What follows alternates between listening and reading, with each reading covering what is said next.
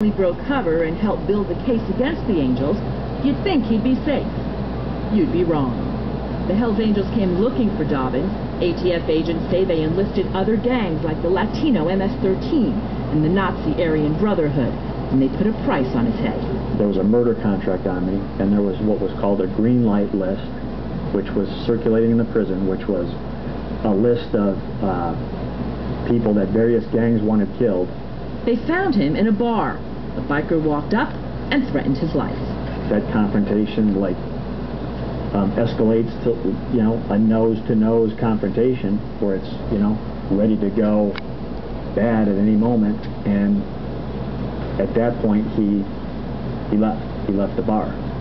I reported that threat, and then that's what started things spinning.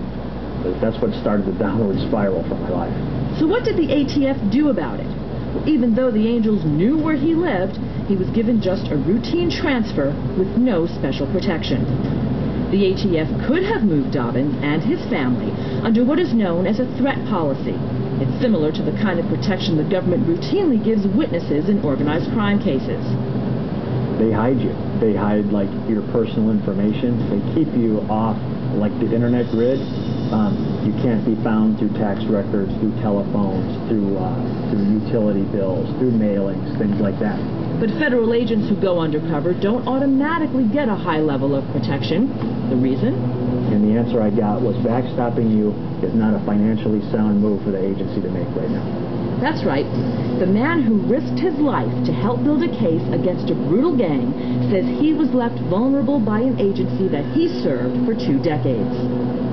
Dobbins has filed a claim with the ATF for the emotional strain this has put on his family and for the money he spent trying to keep them safe.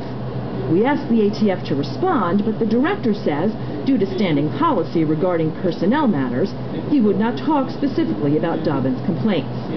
He says Dobbins' allegations are being reviewed by all the relevant offices within ATF and the Department of Justice, and that he's waiting for the results before reaching any conclusions.